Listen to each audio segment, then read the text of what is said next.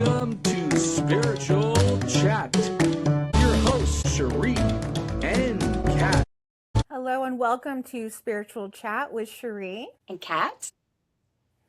And our lovely guest, Alexander Quinn. Thank you for joining us. Pleasure to be here. Absolute pleasure. We're super excited to have you on the show. Thank you so much. Very excited. So just a brief introduction. I met Alexander a couple years ago via Facebook, and he has been gracious enough to answer my questions over the years. So it felt fitting to have you on as our very first guest. Thank you so much. Alexander is a world-renowned psychic channel, and also he speaks light language, which is really beautiful. So I have some questions for you, Alexander. I think I'm going first, right? I'm going to steal the scene real quick. All right.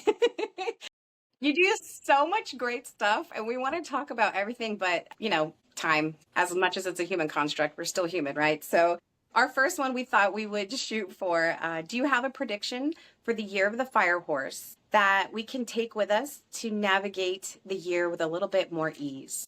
Not more ease, sadly, no. Not more ease, less ease, if anything, because it's comfort. That comfort keeps you in a comfort zone, and the energy is doing the total opposite. It's trying to push you out of your comfort zone. So you don't want to be in ease. You want to be out of your comfort zone, because the energy is trying to push you. Where you get increased resolution is going to highlight where there's distortion, yeah? And so where the field is coming down and creating compression and pushing out timelines, so the 3D timeline and the 5D timeline, as people in linearity say, is going to push out the timelines. So it's going to show you where your preferences are. Clarity comes after compression. And so really, you don't want to be in a place where you're in your comfort zone, because otherwise you're going to be having more of the same. You're going to be in illusion, denial, all of the constructs of an inverted 3D material world, the world of material world, 3D, the third dimension. So really, it sounds counterintuitive, but you don't want to be, if you don't really want to be in ease, you want to be in a state of expansion, because what is ease? Ease is something that is historical context. So historical context is something that is usually conceptual, where you have egoic anchors. The mind is egoically trying to anchor itself and orient itself into what it knows. And the energy that's coming in is saying, I'm giving you something you don't know. You're going back into multidimensional. You're going back into the energy of the creator source. And so it's not familiar. Although it's familiar to the soul, but it's not familiar to the mind. And the mind doesn't usually know something, it doesn't know past what it doesn't know. And so really, the only time of ease that really is to be in a state of non-resistance, so that you can allow source energy to actually work through you, so that your bodies, your mental, your physical, and your emotional are not giving you back pain, teeth pain, lymphatic issues, so on and so forth, thyroid issues, or anything else. So really, the only state of ease that you can be in is to be in a state of non-resistance. We're walking through cycles, generational mother wounding that's passed on, mother to mother, to daughter to mother, to daughter to mother, to daughter to mother, and father to son, and father to son, and father to son. And so we're having a convergence of energies where we're learning to reconnect with energy, because all energy eventually goes back to source. And so as we go back to source, we're going through light. And what does light do? It creates resolution. But resolution shows where distortion is. So distortion is coming up, and it's saying, okay, you've got lower back pain because you've got root issues, because your father wounding. Okay, you've got a thyroid problem because you're not being heard at this moment in time. Okay, so you've got your problem with your left hip. Well, that's because you're fighting your sexuality, walking through your mother wounding, which is your left-hand side, and so on and so on and so on. And so Lyme disease, for example, is where you have a build-up of suppressed emotionality that is sometimes generational, but it pops out, and you get Lyme disease and all sorts of other things. And so really the best thing to do going forward is just to be in what you call ease, is to be in a state of total non-resistance. But to be in a state of non-resistance, you have to be in a state of, flow. And in order to do that, you have to release limiting, fearful beliefs, which are usually born and created out of fear, trauma, and conditioning, which can also be generational. And so really, I think if you want a predictional, energetic sort of messages, don't predict. I mean, yes, there are. At some point, I'm going to make predictions video, but energetically predict the unpredictable, get used to the unpredictable, because get used to the unpredictable being normal energetically, because as we have this higher level of informational awareness comes down, and it's creating compression on top of the density or inverted codes at the soul level.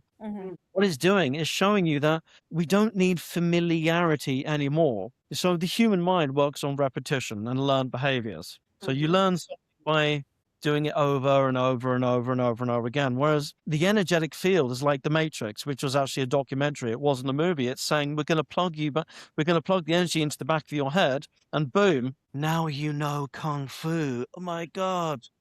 Lawrence Fishburne, come into the simulation. I now know, because you pluck it from the field. And so informational awareness is only as good as whatever you need it as in that moment in time. And so we have to release the egoic anchors that are happening at this moment in time and go back into what people constantly talk about as 0 point. Well, 0 point is saying, I don't need to worry about what I learned yesterday. I don't need to worry about this familiarity. It's being in a total now moment with no egoic anchors at this moment in time at all. So that creates anxiety, because the body is feeling the expansion, but the mind hasn't caught up. And so the mind doesn't have the language to be able to analyze what the body is feeling. And so the body and the mind this year are going to start catching up, but it's not really going to start coming into convergence until about the 20th of March. And so depending on when this video goes out. So really, I don't want to promise that things are going to get better, because yes, it is partly collective, but it's partly down to the individual.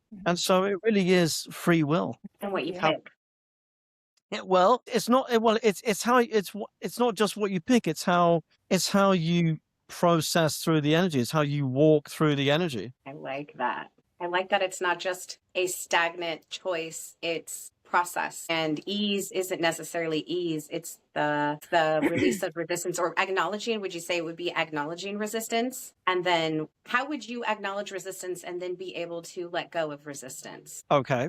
Let me give an example of something that I was talking to a client about just this morning, without saying their names. Okay, so they have they have a quite a big spiritual business. It's actually quite well known in America, in your country. But they pay someone tens of thousands of dollars a month to do all the marketing for them. And I said, you don't need to pay tens of thousands of dollars a month to do it. Just do it yourself. And they said, yeah, but I don't like that. I'm a spiritual person. That's not my thing. I don't do that. I do spiritual. I said, well, the two are one and the same. So where is the resistance? Yeah, but I don't like putting myself out there. Well, why don't you like putting yourself out there? Walking through the denominations back to the core issue, fear, trauma, or resistance. Well, I guess I don't like being seen. Well, why don't you like being seen? And it actually went back to her mother wounding, because she had abandonment issues and fear of rejection linked to her mother from her childhood, which is a core inner child wounding. And so what you have to do is work through your resistances, denominating back to the core issue, and you'll find what the resistance is as you work back. So really it was linked to abandonment issues and the fear of rejection, which is the wounded child linked to her mother wounding, which is the left-hand side of the body. And so what do you do? Have unresolved shadow and a rejected part of yourself. So I'm going to reject this part of myself. I'm not going to do the marketing. I don't want to do it. In order to integrate rejected parts of yourself, you integrate it by inverting it, because everything is an inverted code. And so if you have a fear of something, you go and do the inversion of it. So go and be on the stage.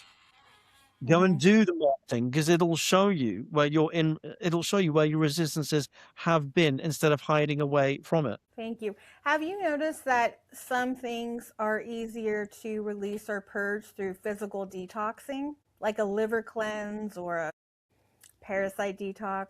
Or do you think it's mostly energetic? It's both of those things, plus a few more things. The thing is, you have to take into account that consciousness has 4 primaries: mental, physical, emotional, and energetic. That's your light body. So yes, all of those things are working together at the same time and all affecting each other.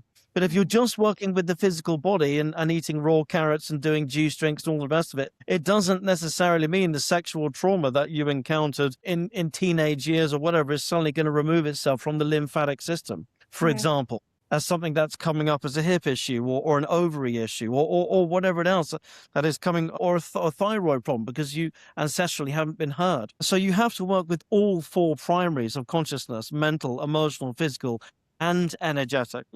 Again, I had someone recently who said, well, the doctor told me to go on this diet. So I've gone on this diet and nothing's changed. And I said, well, that's because the core wounding of your issue here is actually in your emotional body. And I can see it in your light body. That's how I found it. So you have to find within each layer of energy through those four primaries where the actual issue is. And it might be in the now, and it might be in the past, within linear time, because everything's happening all at the same time, but you have to then find it. So in answer to the question, working just with the physical body alone is not enough. Mm-hmm. I agree. Yeah, we both work with energy medicine, and leaning into the physical body is not easy for a lot of people. They want an easy band-aid, an easy fix. And as practitioners, I think we need to be mindful of the four bodies, because there's different layers, levels, and dimensions within each organ, each chakra. Yeah. So thank you. Absolutely. I appreciate that. Do you feel there's going to be a timeline shift? And if so, what do you think the triggers could be for that split? Well, I mean, the biggest one is the annular solar eclipse. That's really at the start of this year. And then after that, we have a 14-day window that will culminate in another eclipse. And then after that, we'll have the day out of time, the galactic new year, and then we'll have the equinox as well on the 20th of March. And so we've got a timeline playing out of things that are reconstructing all the energy in the planetary field at this moment in time. So things are going to start settling in what people perceive as their physical reality or the holographic matrix. But really, it's not going to really be hitting until about March 20th. And then Galactic New Year in June is when, at the cosmic level, it's going to anchor into physicality. There's a little bit of a ways to go just at this moment in time. So what I would say is try not to force too much permanency onto a field that is recalibrating at this moment in time, and allow it to show you where it is that you need to go, because otherwise it's the mind trying to re-anchor into old energy. And it's going to feel painful. It's going to feel like looping and lots of pain coming back up. That doesn't need to happen. Lots of things replaying out that don't need to be there, and headaches at the physical level. That's great advice. Thank you. And I think your first advice, don't resist, still absolutely pertains to all of that as well, right? You don't have to do anything, but allowing, instead of, like you said, trying to anchor or make your brain work and make it fit.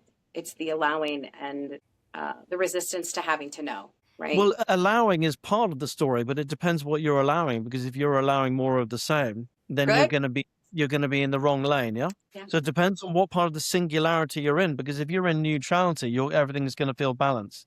But if you're allowing more of the same, then you're going to be wrong side of singularity, and you're going to be back in pain. So it's not really what you allow, it's your awareness becoming conscious. Because when awareness can become conscious, then let me put it this way. How many times have we all taken something out of the oven and burnt ourselves? So you learn that I better not do that again, right?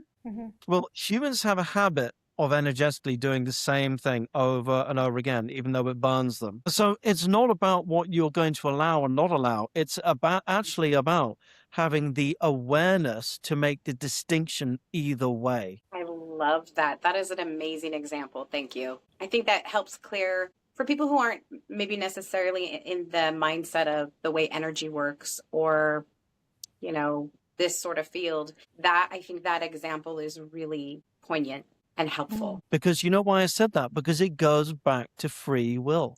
Because if you have the awareness to make the distinction either way, then your free will then governs and dictates itself back into the light, which is exactly what we're doing. It's called ding, ding, ding, ding, ding, ding, ascending.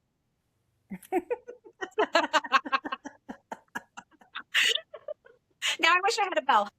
Yeah, that thing that Alexander Quinn talks about day and night. I was like banging my head against the wall trying to talk about. It's funny how it can sound so clear in one way, and then other people don't see it, but when you say it another way, so you got to say it a million ways. I imagine that's super fun for you to have to re-say it in as many ways as you can think of in each moment. I can tell you now, I try my best, and it makes some people happy and some people are not happy, and you get good comments on videos and bad comments, and no one is ever going to be happy, but that's duality, and everyone balances out the energy equally, and it's all meant to be the way it's meant to be. So I just give it from the perspective of my highest perspective and put it out into the field and hope for nothing. So we talked about a split of the timeline. What about the concept of timelines collapsing? Well, like I said, where resolution increases, yeah, or should I say where light hits density, or where the planetary field is creating compression on density, it's going to show you where lower timelines, energetic timelines, can now not continue, and so they will slowly fall away. Some of them will be energetic, some of them will be ancestral, some of them will be planetary, some will be galactic, some will be cosmic, and so those timelines will naturally begin to fall away, but it will happen over time. And so again, it'll be a free will choice. Are you still in contact? Does that make sense? 3-1 Atlas? It does make sense. I think sometimes when I get in my human brain and I think of things too literally, sort of like, the timeline shift of like a split as opposed to like to collapse. So I think sometimes... Okay. Let me put it this way then, yeah? Yeah. Why is there a split? No one taught it. You get all these spiritual people, yeah? There's only a very small handful of people who can actually explain the mechanics of why there is a split. Everyone knows there's a split, but no one talks about why. Why is it happening at the energetic level? Mm-hmm. I'll tell you why. We have a convergence of energy that's coming down and pressing on density, yeah? Mm-hmm. So it's squashing. Light is squashing density. So if I took a Coca-Cola bottle and emptied all the Coke out and then squeezed the middle of it, that's what the energetic field, the planetary field, as it's overlaying onto density, onto an old Earth construct as it's coming down, is squashing that old timeline. And what's happening is, as it's being compressed in the middle, it's squeezing out at either end. And so you've got a 3D timeline and a 5D timeline over here. And it's pushing them away from each other. So imagine if you take a rolling pin and you're rolling just the middle bit of the pasta, it becomes thicker at the ends, yeah? Mm-hmm. And that is why it's going to keep going like this, going like this, going like this, going like this, until this timeline can't see this timeline, and this timeline can't see this timeline. And then the galactic timelines will then converge with these ones over here. And then the lower timelines will converge with these ones over here. And these people over here will be not having a very good time. And these people over here will be ascending. Although these people will ascend in a physical body, and these people will have to reincarnate to ascend or go back to somewhere else or whatever. Does like that help you? Reincarnate on maybe a 3 or 4D timeline? Not necessarily, but just reincarnate. Well, they can go back to source. They can go back to their galactic councils. People go back to all kinds of places. Mm-hmm. It's actually really their choice. They actually make that choice themselves on the soul level. So it's up to them. So again, free will down here, free will on the other side. Although the illusion is in a lower density paradigm vibration is that people feel they don't have free will. And that's why people feel like they can't make anything of their lives because they feel that they aren't a piece of creation. And so people get trapped, and they get trapped in density. And then when they get trapped in density, they get trapped in victimhood mentality. And that's usually when people say, well, I want to go into the light because that'll protect me. But then they go into the light and then they say, well, now I'm being psychically attacked. So they can't win either way. So true. Very true. Oh my goodness. I know we're close to our time, but I want to ask you a million more questions. I don't know how much time you have. We had one more thing on the list. I know you're busy, so. I could do about 10 more minutes. Okay. We were curious if you are still in contact with 3-1 Atlas. I wouldn't say it's that I lost contact. It's just that I've been channeling other things, dealing with other things, and it hasn't since it's passed out of our. Since it's just not even been news that I've even thought about. Let me just say it that way. I've not even thought about it. That makes sense. We have one more juicy one we thought we could ask, if that's all right. As long as it's really juicy, yeah, really juicy. Well, yeah, it's juicy to us. Have you remote viewed outside of this known universe? And is there anything you can share about it? The answer is no. Well, I love that answer. I have remote viewed places outside this galaxy, but not outside this universe. Can you share anything about what you've seen outside of the galaxy? Is that okay to ask? There is a lady called Nicola Light, who I interviewed, who channels the Mantis. and we're friends in real life. And she said, I really want to do a session with you so I can see how you work and to give anything that I can give you galactically, energetically, vibrationally, in terms of tools. So I said, great, okay, let's do a swap. We'll do like a 2-hour session. I'll give you all like my techniques, everything the Octurian showed me, and you give me everything you know. We'll do a dump on each other and see what it looks like. And I did my bit with her. And then when she came into my field, the thing is, I feel energy, but I mostly see energy. My ability is mostly seeing. So I see my guides. I see energy problems in my clients. I see all the colors in their auric field. Feeling for me is something is a little bit less. I'm less reliant, but I'm very, very visual. And so Nicola said to me, one of my guides wants to take you back to one of the oldest parts of your origin in this, outside of this galaxy, and it's in this universe, but they want to take you back to the oldest part of your origin. And I think we're about to energetically do it. And I could see going off to the edge of this universe. And it was a purple nebula. And there were 12 dimensions. I'm actually getting goosebumps when I'm talking about it. And it was right on what people would call on the edge of expansion. And it was very, very, very far away. And even my innate took time to get there. It was so far away. And that is the furthest that I have been. My consciousness has been in awareness in this physical body, but I have not been outside of this known universe, even though the Pleiadians do talk about the multiverse, which is existent. But where multiverses, where the membranes of multiverses actually touch, if your brain can go that big, it then creates a type of energy that is a magnetic cosmic friction that then creates a bubble that then creates another universe. So where universes touch each other, where they keep expanding, because our universe is expanding, where this one then eventually touches another one, it's like cells dividing. It looks exactly the same. So like another fascia? one. Is it kind of like fascia, like the layers? Well, I don't have all the information on it, but that is vaguely how it works. But when you said, have you remote viewed outside of this universe? No, I wish I could. That would be super cool. But at this moment in my consciousness, I don't think that would be a cool trick. I'll give it a go. I'll give it a go. Remember us when you do. Because I would love to know what you see. I don't know that I consciously would be able to, or subconsciously at this point, to go even as far as you went. But we would love to know what you see if you see something. Okay, right. Well, I've got Sherie on Facebook, on Messenger. I'll let her know. All right. I mean, because when you're in the Akash, right, you can see outside, right, based on the multiverse, like the Andromedans. What I've channeled with the Andromedans is a different universe outside of this one, but I've never actually went outside of this universe. I've just, channeled them. So it's a different thing to say you remote viewed. It's really big. It's a big thing to do. It is big. It is big. It's something I would like to explore, amongst other things I've been doing. But yeah, that I mean, that's probably the biggest thing my consciousness can probably think of doing right now. So thank you for blowing my brains out. It was juicy. It was juicy. It was juicy. I got exactly what I asked for. I love it. Have you worked with the Vega? I have, yes. Yeah. Yes. A lot of some of them are feline-looking beings.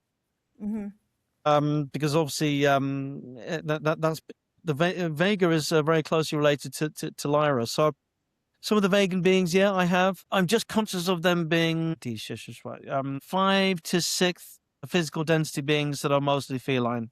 That's as much as I can say about that at that moment in time. They're pretty special warriors, I think. They feel very warrior-like, very protective. Do you know what? My personal favorite, and this is very, very controversial what I'm going to say, because the race of beings that I'm going to talk about are the most misunderstood and the most controversial at all. The most controversial of all. But my most strange and weird experiences of channeling and doing any kind of energy work are always when I encounter that which is our cosmic encoding that comes from the greatest, and that is the Anunnaki.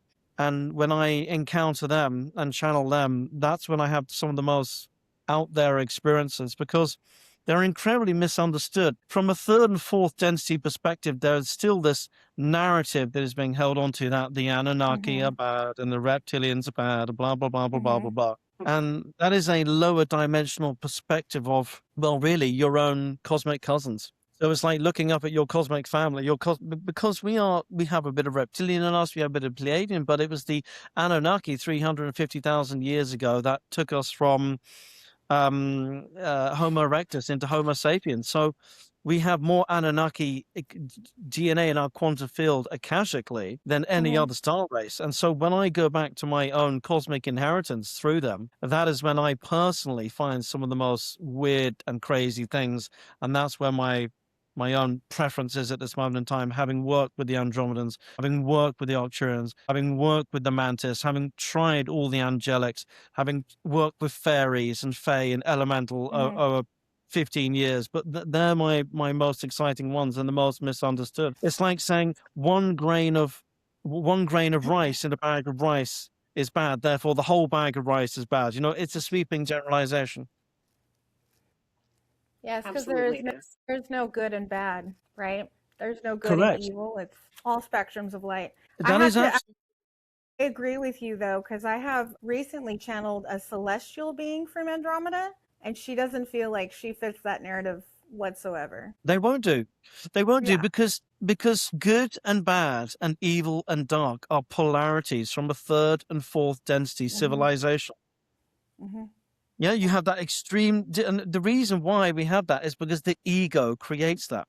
The ego has to create narratives that are in an inverted matrix. So for example, I must resonate with information. I must not resonate with information. The ego has to have an emotional or mental reactionary rate in order to find safety as an anchor. So this is good and this is not good. This is light and this is dark. It's all egoic anchoring in 3D and 4D. And therefore, when you come into the heart, love is not light or dark or up and down or good love, bad love. Well, it might be to humans and how they treat each other, but it's not how it is at the cosmic level. And so, yes, you're absolutely right that at the energetic level, beyond human comprehension at the collective level, there is no good and bad. And therefore, if you want to be able to be a channel or a conduit, you have to be in your observational neutrality so that compassionate detachment can occur coming out of the mind. Right, because we're limited to what we can perceive. So if we are open to channeling and we see a being that's maybe has all black skin, and our humanness is like, that's scary, but when you connect through the heart and you feel that coherence, it has nothing to do with them on a soul level. And the human wants to go, you look scary, you must be bad, right? Exactly. And so we can be so limited in our channeling if we go through it with fear and that 3D mindset. Exactly, because the Andromedans to some of my clients will often appear just like that as a black shadow, because what they're doing is saying, I want to become a frequency match for you so that we can then work together. But here's what all your own density looks like. I agree. I'm a black mirror. I'm a black mirror. Look at me. You're just seeing yourself. And that's why, and Sherie, you'll know this because you do energetic work. But therefore, when clients have guides who are reptilians and I make them see their guides, they go into fear. And I say, okay, so we can't use your third eye because you've now shot your third eye down. Let's go back into the resonance of your physical body then. We'll go through that direction. And then I'll get them to approach their higher self or their reptilian guide and then feel their guide. And then they burst into tears or they start crying or they feel unconditional love so that they can process beyond the fear into feeling them. And so again, what you said is absolutely spot on. It's totally correct for that reason. I love that. I'm going to try that technique, going through the physical instead of the third eye. I like that. Sometimes you have to take it different directions in order to get in for it to anchor. It doesn't matter how you get there as long as you get there, yeah? Completely agree. Well, thank you so much, Alexander, for taking the time to chat with us today. It's my absolute pleasure. I wish I could stay longer, but I've got a client straight after this and some bits and pieces. But I really enjoy the double tag team. That's fantastic. And once you've had a few more guests, invite me back on and we'll chat a bit more if you want to be, of course. I love that. I love how I'm sat here inviting myself back on your own channel. We're just telepathically communicating because I was going to say that already. Like, I hope you can come back on. Okay, great. All right, well, I can't wait for you guys. I hope is this going out on YouTube or Facebook or? YouTube. We also have Spotify, and we'll do some Facebook stuff. Hey, Yeah. well, I think you guys are going to explode. I can't wait to see. You'll be far bigger than me. I don't know about, but we're excited. All right, lovely. You know All what? right. Actually, let me release my resistance, become aware, and I'm gonna allow. And I choose consciously. I'm down for that. I'll take that, Alexander. Really? Thank you. Thank you. Yes. You just made a conscious choice. Good. Yep. Now that is called exercising free will. And do you know what you also just did? You just triggered what most people don't understand as actual divine timing through your innate, because divine timing is not something you wait for. Divine timing is something you induce through free will. And that's why people say in the comment section of some of my videos, yeah, but you said this date would come and it passed. And that's because happiness is an inside job. It has to be internalized change that then creates an external difference in your holographic matrix. And so you can't wait for your external world through divine timing to create a change. And so what you just did was just abracadabra. What does abracadabra mean? It means as I speak, I spell. So go, sister. Yes. We're the duo. We're going to get it. That gave me goosebumps. Thank you. You guys already got it. Yeah. Yes. You guys got this. Flow. I'm loving it. So this has been a really, really fun interview. Thank you so much. Thank you. Blessings on the new year and the eclipse for tomorrow. Thank you so much. All right. God bless. Much love. And bye for now. Bye-bye.